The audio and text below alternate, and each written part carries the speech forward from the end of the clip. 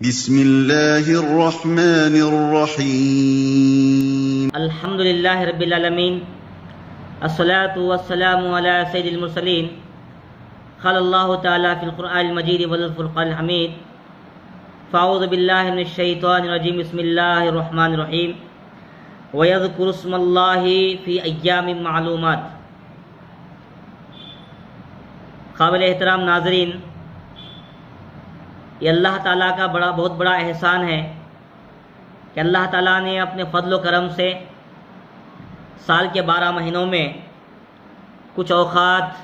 کچھ مہینے یا کچھ ساعتیں ایسی دے دیتا ہے جن میں کیے جانے والے نیک اعمال کی وجہ سے انسان کا مقام اور مرتبہ اللہ تعالیٰ کے پاس بلند ہو جاتا ہے۔ ایسے زندگی کے اوقات میں کبھی بھی کہیں بھی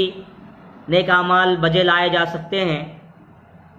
لیکن کچھ ایام، کچھ اوقات ایسے ہوتے ہیں جن میں نیک اعمال بجا لانا ہم سب انسانوں کے لیے باعث خیر کا ذریعہ بنتے ہیں اور اللہ تعالیٰ کے پاس اونچا مقام حاصل کرنے کا ذریعہ بن جاتے ہیں۔ انہی اوقات، انہی ایام میں سے ذی الحجہ کے شروع کے 10 دن بھی ہیں۔ اب چونکہ ذی الحجہ کا مہینہ شروع ہو چکا ہے، یہ شروع کے 10 دن میرے لیے اور آپ کے لیے بہت بڑی اہمیت کے حامل ہیں۔ ان 10 دنوں میں جو نیک اعمال کیے جاتے ہیں بڑے فضیلت والے ہوتے ہیں، اور ان 10 دنوں کی بہت بڑی اہمیت اللہ کے نبی نے بیان فرمائی ہے۔ قرآن مجید میں بھی ان ایام کی قسم کھائی گئی ہے، ان کا بہت بڑا مقام اونچا ہے۔ اس لحاظ سے ان 10 دنوں کی اہمیت کو سمجھنا، ان 10 دنوں میں نیک اعمال بجا لانا ہم سب پر لازمی ہے، ضروری ہے۔ اللہ کے نبی محمد مصطفیٰ صلی اللہ علیہ وسلم نے بیان فرمایا ہے کہ ان 10 دنوں کے تعلق سے حضرت عبداللہ بن عباس رضی اللہ عنہ سے روایت ہے۔ آپ بیان فرماتے ہیں کہ اللہ کے نبی نے ارشاد فرمایا کہ عشر ذی الحجہ میں کیے گئے نیک اعمال دیگر ایام کے مقابلے میں اللہ تعالیٰ کو بہت زیادہ پسندیدہ ہیں۔ صحابہ کرام نے عرض کیا کہ اللہ کے نبی، جو ایام یا جو دن ہم نے جہاد کے میدان میں گزار دیا یا جو دن جہاد کے میدان میں گزارے جاتے ہیں، کیا ان کی بھی فضیلت ان ایام کے مقابلے میں کم ہے؟ تو اللہ کے نبی نے کہا ہاں، الا ہے کہ کوئی بندہ اللہ کی راہ میں اپنی جان، اپنی مال سب کچھ قربان کر دیا، اس کی بات الگ ہے۔ اس لحاظ سے معلوم ہوا کہ اللہ کے نبی صلی اللہ علیہ وسلم ان 10 دن کے عبادتوں کو، ان 10 دن میں کیے جانے والے اعمال کو بہت بڑی اہمیت کے اعمال، بہت بڑے فضیلت کے اعمال قرار دے رہے ہیں۔ لہذا یہ دن بڑی فضیلت کے دن ہوتے ہیں، بڑی اہمیت کے دن ہوتے ہیں، لہذا ان کو غنیمت جانتے ہوئے زیادہ سے زیادہ نیک اعمال اور اچھے کام کرنے کی ہم کو کوشش کرنی چاہیے۔ حضرت عبداللہ بن عمر رضی اللہ تعالیٰ عنہ سے روایت ہے کہ آپ نے فرمایا کہ اللہ کے نبی صلی اللہ علیہ وسلم نے ارشاد فرمایا کہ ذی الحجہ میں کیے گئے نیک اعمال اللہ کے پاس بہت زیادہ پسندیدہ ہیں، لہذا ان دنوں میں کثرت سے لا الہ الا اللہ، اللہ اکبر اور الحمدللہ بار بار کہتے رہو۔ گویا اللہ کے نبی نے اعلان کیا کہ ان دنوں میں ان الفاظ کو، ان جملوں کو بار بار آدمی ادا کرتا رہنا چاہیے اپنی زبان کے ذریعے۔ محترم ناظرین، یہ 10 دن بڑی اہمیت کے دن ہیں۔ اب اس کی فضیلت کیسے بیان کی گئی ہے، اس کا اندازہ اس بات سے لگایا جا سکتا ہے کہ اللہ تعالیٰ والفجر ولیال عشر کہتے ہوئے سورہ فجر میں ان 10 دنوں کی راتوں کی اہمیت کا، ان 10 دنوں کی اہمیت کو بتاتے ہوئے ان کی راتوں کی قسم کھائی ہے، اور ساتھ میں مقررہ ایام کے درمیان میں کہا گیا کہ وَيَذْكُرُ اسْمَ اللَّهِ فِي أَيَّامٍ مَّعْلُومَاتٍ، یعنی اے لوگو تم اللہ کے نام کا ذکر کیا کرو مقررہ دنوں کے اندر، معلوم دنوں کے اندر۔ اس سلسلے میں حضرت عبداللہ بن عباس رضی اللہ تعالیٰ عنہ بیان کرتے ہیں کہ یہ مقررہ دن یعنی ایام معلومات سے مراد عشر ذی الحجہ کے دن ہیں، یعنی ذی الحجہ کے شروع کے 10 دن ہیں، لہٰذا ان 10 دنوں کی بہت بڑی اہمیت ہم کو معلوم ہوتی ہے۔ اس کے علاوہ یہ بھی کہا گیا کہ فتح الباری میں حافظ ابن حجر رحمۃ اللہ علیہ بیان فرماتے ہیں کہ ان 10 دنوں کی خصوصیت کے ساتھ اہمیت جو بیان کی گئی ہے وہ یہ اس لیے کہ اس مہینے کے اندر بیک وقت نماز، روزہ اور حج جیسی عظیم عبادت کو ادا کیا جاتا ہے۔ گویا نماز روزہ کے ساتھ ساتھ کیا ہے، حج کی عبادت بھی کی جاتی ہے۔ اس وجہ سے اس دن کی بہت بڑی، ان 10 دنوں کی اہمیت، بہت بڑی اہمیت بیان کی گئی ہے۔ محترم ناظرین، ان 10 دنوں کی اہمیت کو سمجھنے کے لیے میرے اور آپ کو ضروری ہے کہ ان 10 دنوں کے تعلق سے قرآن حدیث میں جو فضیلت بیان کی گئی ہے اسے سمجھنا پڑے گا۔ ہم دیکھتے ہیں تو معلوم ہوتا ہے کہ ان 10 دنوں کے اندر جو اہمیت بیان کی گئی ہے اس بارے میں بعض علماء کرام یہاں تک بیان فرمایا ہے کہ رمضان کے آخری عشرے کے 10 دن کے مقابلے میں افضل دن یہ ایام ہیں۔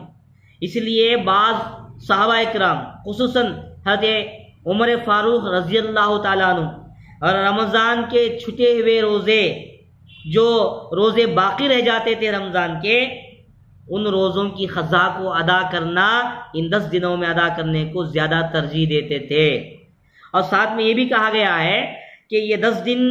بڑے اہمیت کے حامل ہے رمضان کے آخری 10 دنوں کے مقابلے میں۔ کیوں؟ اس لیے کہ اس 10 دنوں کے اندر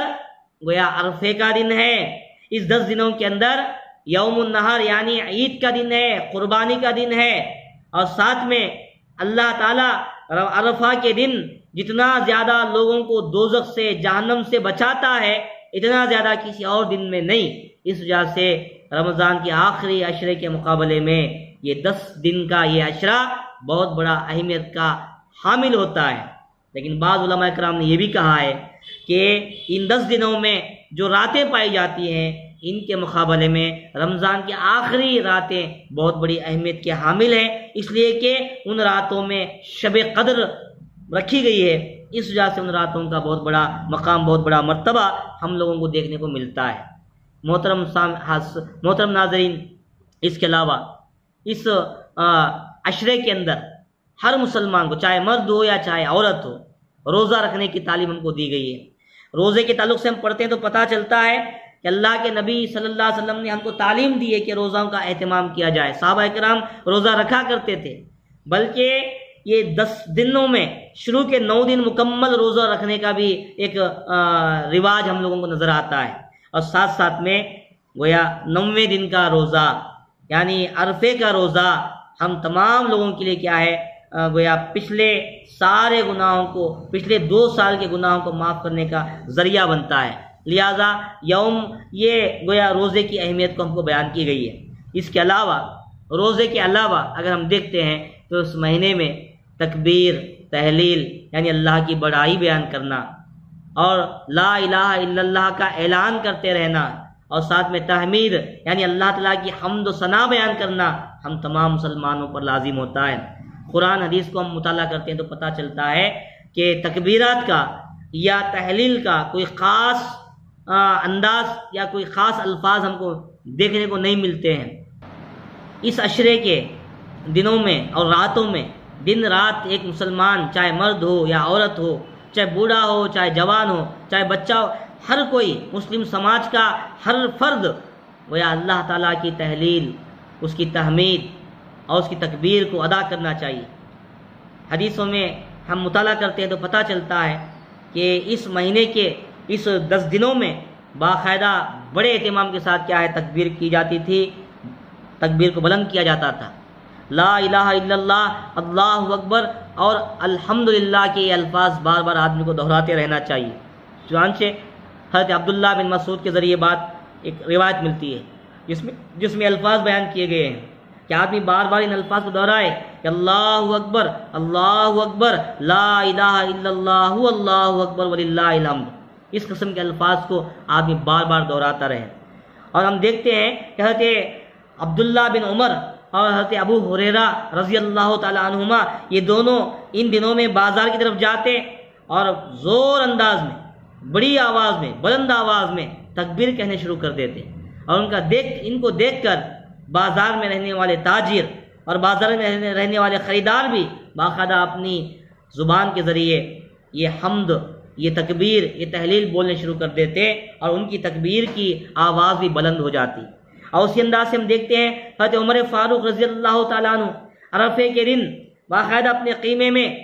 تکبیر بلند کرتے تھے، اور ان کو دیکھ کر بقیہ لوگ بھی تکبیر کو بلند کیا کرتے تھے۔ اور اسی انداز سے ہم دیکھتے ہیں کہ بھئی ان دنوں کے اندر بڑے پابندی کے ساتھ تکبیرات کا اہتمام کرنے کی تعلیم ہم کو نظر آتی ہے۔ محترم ناظرین، تکبیرات جو ان مہینے میں ادا کی جاتی ہیں، جو تحلیل کی جاتی ہے، یہ دو قسم کے ہیں۔ ایک ہے مطلق، تکبیر مطلق کہتے ہیں، اور ایک ہے تکبیر مقید۔ تکبیر مطلق سے مراد یہ ہے کہ ذی الحجہ کے چاند دیکھنے کے فوری بعد سے گویا یہ عشرہ پورا ہونے تک آدمی کبھی بھی، کہیں بھی، کسی بھی حالت میں تکبیر بلند کر سکتا ہے، اس کے لیے کوئی پابندی نہیں ہے، اوقات کی کوئی تعین نہیں ہے، وقت کی کوئی پابندی نہیں ہے، یہاں تک کہ عورتیں بھی ہر حالت میں وہ اللہ کی تکبیر بلند کر سکتی ہیں۔ ان کے لیے چاہے پاکی کی حالت میں ہو، چاہے وہ اپنے مخصوص ایام میں ہو، ہر صورت میں کیا ہے، ہر حالت میں وہ تکبیر بلند کر سکتی ہیں۔ ایسی روایات ہم کو دیکھنے کو ملتی ہیں۔ حضرت انداز سے حضرت مسعود، عبداللہ بن مسعود رضی اللہ تعالیٰ عنہ، حضرت عبداللہ ابن عباس رضی اللہ تعالیٰ عنہ باقاعدہ عرفے کے دن نماز فجر کے بعد سے لے کر کیا ہے 13 ذی الحجہ تک کیا ہے باقاعدہ تکبیر بلند کیا کرتے تھے، ایسی روایتیں ملتی ہیں۔ اور یہ گویا عرفے کے دن فجر سے جو تکبیر کہی جاتی ہے، ان تکبیروں کو تکبیر مقید کہا جاتا ہے، یعنی وقت کی تعین کے ساتھ، پابندی کے ساتھ، ہر مسجد میں، ہر جماعت کے ساتھ جہاں بھی نماز ادا ہوتی ہے، جماعت کے ساتھ ہو یا انفرادی ہو، ہر صورت میں ہر نماز کے بعد تکبیر کو بلند کرنا چاہیے۔ یہ تعلیم ہم کو اس میں ملتی ہے۔ اس کے علاوہ اس عشرے میں جو اعمال ہم کو بیان کیے گئے ہیں، وہ اعمال بجا لانے کے ساتھ ساتھ آدمی توبۃ النصوحہ، یعنی آدمی اللہ کے دربار میں گڑ گڑا کر دعا کرے، آدمی اپنے گناہوں پر شرمندہ ہو کر آئندہ سے ان گناہوں کو ہرگز نہیں کریں گے، ایسی ایک ارادہ کرتے ہوئے ٹھان لے کر، اپنے دل میں ارادہ ٹھان لے کر کیا ہے آئندہ سے ایسے گناہ نہ کرے، اس لیے وہ آدمی توبۃ النصوحہ کرے، تب جا کر، اس لیے کہ قرآن میں ہم کو پڑھنے کو ملتا ہے، اللہ تعالیٰ بیان فرماتے ہیں والذین جاہدوا فینا لنہدینہم سبلنا، اللہ تعالیٰ بیان فرماتے ہیں کہ جو بندہ ہمارے واسطے، ہمارے راستے میں ان تک کوشش کرتا ہے تو ہم اس کے لیے راستے کھول دیتے ہیں۔ محترم ناظرین، یہ عشر ذی الحجہ جس میں ہم لوگ سانس لے رہے ہیں، اس میں ہر رات، ہر دن، اس کی ہر گھڑی ہم کو اللہ کی تکبیر، اس کی تحلیل، اس کی تحمید کو بلند کرنا چاہیے اور اس کو پڑھتے رہنا چاہیے۔ ساتھ میں اب تمام سے ایک التماس کرتا ہوں کہ اس مہینے کے اندر، اس 10 دنوں کے اندر رمضان کے قضا روزے رکھنے کی بھی تعلیم حضرت عمر فاروق رضی اللہ تعالیٰ عنہ سے ہم کو نظر آتی ہے کہ آپ بھی ان رمضان کے قضا روزوں کو بھی کیا ہے ان روزوں میں، ان دنوں میں آپ کیا کرتے تھے۔ اس کے علاوہ ان دنوں میں جو کیے جانے والے اعمال ہیں، یہ 2 قسم کے اعمال ہم کو دیکھنے کو ملتے ہیں۔ ایک وہ اعمال ہیں جو عمومی ہیں، یعنی ہمیشہ ان دنوں کے علاوہ بھی کیے جانے والے، جیسے 5 وقتہ نماز ہے، یا نفل نمازیں ہیں، یا پیر اور جمعرات کا روزہ ہے، یا اس انداز سے دیگر کا عام اعمال ہیں جو اللہ کو راضی کرنے کے واسطے کیے جاتے ہیں۔ وہ تمام اعمال و تمام عبادات ان 10 دنوں میں بھی کیے جانے والے ہیں، یہ عمومی اعمال ہیں۔ لیکن خصوصیت کے ساتھ اس مہینے میں جو اعمال بیان کیے گئے ہیں، یا اس 10 دنوں میں جو اعمال بیان کیے گئے ہیں، ان میں سے ایک تکبیر و تحلیل کا بلند کرنا، یعنی لا الہ الا اللہ، اللہ اکبر اور الحمدللہ، ان الفاظ کو بار بار دہراتے رہنا، اس کا حکم ہم کو دیا گیا ہے۔ یہ ایک خاص عمل خصوصیت کے ساتھ اس 10 دنوں میں کیے جانے والا ایک عمل ہے۔ دوسرا، اس مہینے کے اندر یوم عرفہ جو رکھا گیا ہے، اس عرفے کے دن روزے کا رکھنے کا ایک حکم دیا گیا اللہ کے نبی کے ذریعے، گویا وہ روزہ بھی گویا پچھلے 2 سال کے ہمارے گناہوں کو معاف کرانے کا ذریعہ بنتا ہے۔ یہ تعلیم ہم کو ملتی ہے، لہٰذا روزوں کا اہتمام کرنا۔ اور تیسری جو بات بیان کی جاتی ہے وہ یہ کہ اس مہینے میں یوم النحر کا جو دن 10واں دن ہے، یعنی عشر ذی الحجہ کا 10واں جو دن ہے، اس دن اللہ کی راہ میں اللہ کا محبوب ترین عمل، اللہ کو بہت زیادہ پسند آنے والا جو عمل ہے وہ خون بہانا، یعنی جانوروں کا خون بہانا، قربانی دینا، یعنی قربانی کا عمل اللہ کو بہت زیادہ پسندیدہ ہے۔ لہٰذا یہ قربانی دینا ایک بہترین عمل، ایک اللہ تعالیٰ کو بہت پسندیدہ عمل ہے جو اس مہینے اس عشرے میں کیا جانے والا ایک عمل ہے۔ لہٰذا مجھے اور آپ کو یہ 3 اعمال جو خصوصیت کے ساتھ بیان کیے گئے ہیں، ان اعمال کو بجا لانے کی ہر ممکن کوشش کرنی چاہیے۔ آپ تمام سے ملتے ہوئے التماس کرتا ہوں کہ آپ تمام سے ایک ادباً ایک ریکویسٹ سمجھ لیجئے کہ مجھے اور آپ کو جو آفت آج دنیا میں ہم دیکھ رہے ہیں، کرونا وائرس کی جو آفت پھیلی ہوئی ہے، لوگ حیران ہیں، لوگ پریشان ہیں۔ ہم دیکھ رہے ہیں کہ روزانہ جب بھی ہم موبائل کھولتے ہیں، واٹس ایپ کھولتے ہیں، فیس بک دیکھتے ہیں، یا کوئی میسج دیکھتے ہیں، یا کوئی کال آتا ہے، تو یہی پیغام ہم کو ملتا ہے کہ کوئی ہمارا اپنا عزیز گزر گیا، کوئی ایک اور بزرگ آدمی انتقال ہو گیا، کوئی ہمارا ایک دوست انتقال ہو گیا، فلاں محلے میں فلاں کا انتقال ہو گیا۔ اس قسم کی نیوز یا اس قسم کی خبریں روزانہ ہم دیکھ رہے ہیں۔ اسے اندازہ لگائیے کہ یہ وائرس کی بیماری کی وجہ سے لوگ حیران ہیں، پریشان ہیں، لوگوں کی روزی روٹی ان سے چھین لی گئی ہے، لوگوں کے کاروبار بند ہو چکے ہیں، بڑی بڑی کمپنیاں بند ہو چکی ہیں، اور لوگوں کی روزگار فراہم کرنے والے مقامات اپنی جگہ بند ہو کر وہاں کے منتظمین پریشان ہیں۔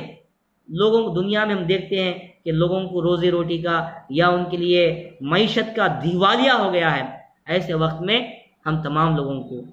جو آفت ہم پر آ پڑی ہے، یہ آفت آزمانے کے لیے ہم تمام لوگوں کے لیے گویا اللہ کی طرف سے ایک آزمائش ہے۔ جیسے حضرت ابراہیم علیہ السلام کو آزمایا گیا، حضرت اسماعیل علیہ السلام کو آزمایا گیا، یہ قربانی کی عید، اس میں حضرت ابراہیم علیہ السلام کی قربانی ہم لوگوں کو آپ کی تاریخ یہ یاد دلاتی ہے کہ آپ قدم قدم پر اللہ تعالیٰ کو رضامندی کرنے، اللہ کو راضی کرنے کے لیے، اللہ کی رضامندی کی خاطر ہر آزمائش کو جھیلا اور اس میں کامیاب ہو گئے۔ یہ کرونا وائرس بھی ایک آزمائش ہے، لہٰذا ہم تمام لوگوں کو اس آزمائش میں کامیاب اگر ہونا ہے تو سچے دل سے اپنے گناہوں کا جائزہ لے کر ان گناہوں پر اللہ تعالیٰ کے دربار میں دعا کرنا چاہیے، توبۃ النصوحہ کرنا چاہیے، گڑ گڑا کر دعا کرنا چاہیے، اور گناہوں سے شرمندہ ہو کر اپنی زندگی میں آئندہ ایسے گناہ نہیں کریں گے، اس کا ایک ارادہ کرتے ہوئے اللہ سے وعدہ کرنا چاہیے، اور اللہ تعالیٰ کو منانا صدقہ کرنے کے ذریعے، خیرات دینے کے ذریعے۔ کیوں؟ اللہ تعالیٰ کا غضب جو ہم پر آیا ہوا ہے، اللہ کے غضب کو ٹھنڈا کرنے کی اگر کوئی چیز اگر ہے تو خیرات ہے، صدقہ ہے۔ لہٰذا صدقہ اللہ کے غضب کو ٹھنڈا کرتا ہے۔ مجھے اور آپ کو اللہ کی راہ میں خیرات کرنے والے بننا، اللہ کی راہ میں صدقہ کرنے والے بننا، اور ساتھ میں اپنے گناہوں پر شرمندہ ہو کر توبہ کرنے والے بننا، اور فرائض کی پابندی کرتے ہوئے اللہ کو راضی کرنے والے کام کرنا۔ جتنے بھی شرک و بدعات کے جو اعمال ہم بجا لاتے ہیں ان سے باز آ جانا چاہیے، اللہ کو ناراض کرنے والے جو کام ہیں ان سے باز آنا چاہیے، اور اللہ سے گڑ گڑا کر دعا کرتے ہوئے اپنی اس زندگی میں اللہ تعالیٰ ہم تمام لوگوں کو کرونا وائرس کی اس وبائی بیماری سے جو آفت مچی ہوئی ہے، اس آفت سے اللہ ہم کو بچا لے۔ جو لوگ اس میں ملوث ہیں یا جن کی زندگی میں یہ آفت آ چکی ہے، یا اس کے سمٹمز سے یا اس کے علامتوں سے جو لوگ منسلک ہو چکے ہیں، اللہ ان کی حفاظت فرمائے۔ جو لوگ گزر چکے ہیں، اللہ ان کے گناہ کو معاف فرمائے۔ جو لوگ گزر چکے ہیں، اللہ ان کے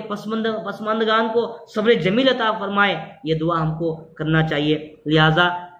میں آخر میں اللہ سے دعا کرتا ہوں کہ اللہ تعالیٰ مجھے اور آپ کو کرونا وائرس کی بیماری سے بچائے،